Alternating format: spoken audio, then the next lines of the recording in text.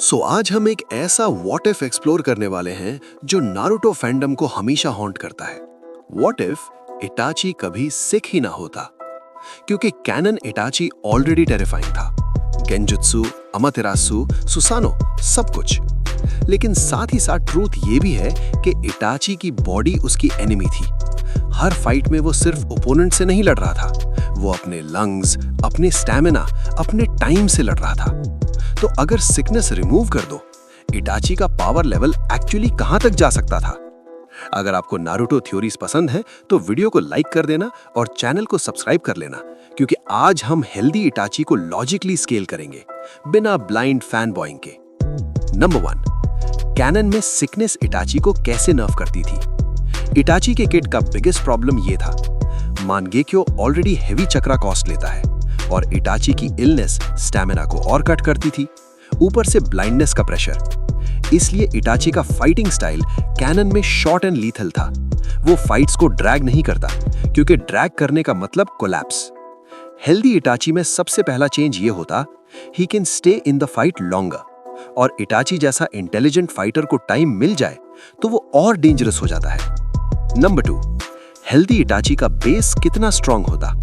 बिना सिकनेस के इटाची का reaction time better, stamina higher, taijutsu consistency better, ninjutsu spam capacity higher. मतलब वो अपने शैरिंगन या मानगेक्यू को पैनिक मोड में यूज नहीं करता, बल्कि कैलकुलेटेड यूज करता। और इटाची का कैलकुलेशन ऑलरेडी एलीट है। इमोशनली हेल्दी इटाची का आइडिया ही स्कैरी इसलिए है क्योंकि कैनन इटाची हाफ ब्रोकन होके भी बैटलफील्ड पे कोल्ड कंट्रोल रखता था। So imagine full health, full oxygen, full endurance. That's a different animal. Number 3, Mangekyo abilities. Healthy Itachi क्या चेंज करता? Tsukuyomi. Tsukuyomi already fight ender है। हेल्दी इटाची में more attempts, longer fights में multiple genjutsu setups, less risk of immediate fatigue. Amaterasu. Canon में Amaterasu heavy cost plus eyesight issue.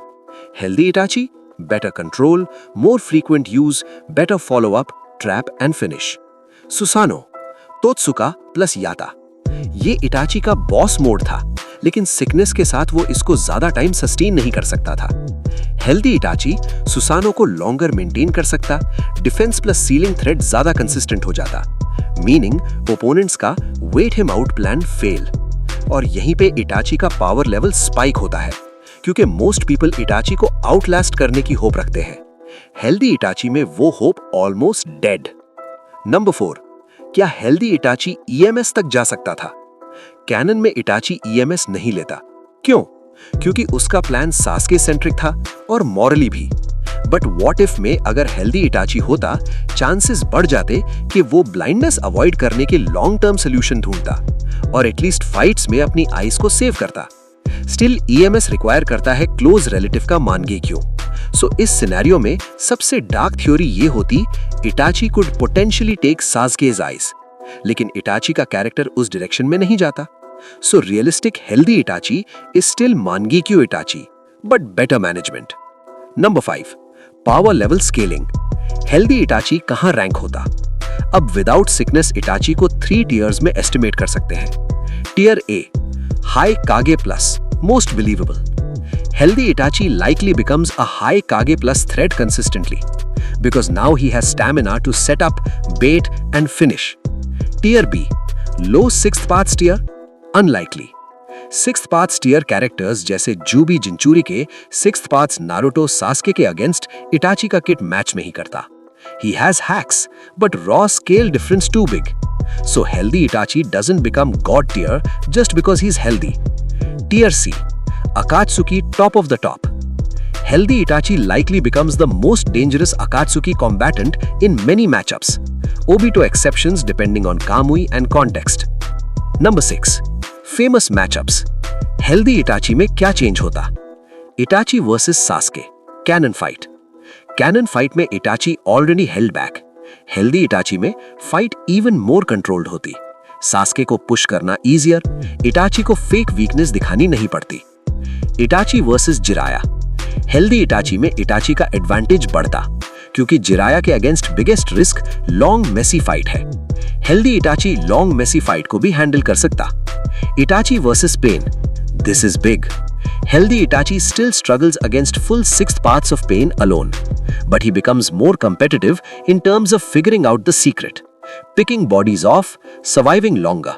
Still, overall, pain का toolkit too much. Itachi versus Obito.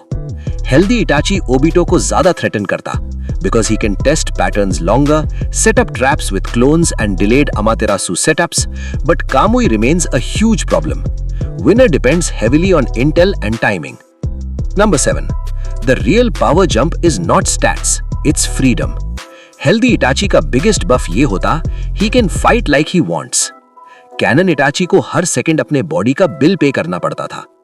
Healthy Itachi का mind same sharp होता, लेकिन body support करती, और जब genius को body का सपोर्ट मिल जाए तो वो अनस्टॉपेबल लगता.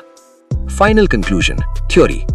तो if Itachi never got sick scenario में, Itachi becomes more consistent, more durable, and more terrifying. He sits in high Kage plus tier reliably. He does not automatically surpass sixth paths level gods, but he becomes a nightmare for almost everyone below that ceiling. And Akatsuki era में, he is arguably the most dangerous fighter overall. अब आप बताओ, Healthy Itachi को आप किस level पे रखते हो? Above all Kage?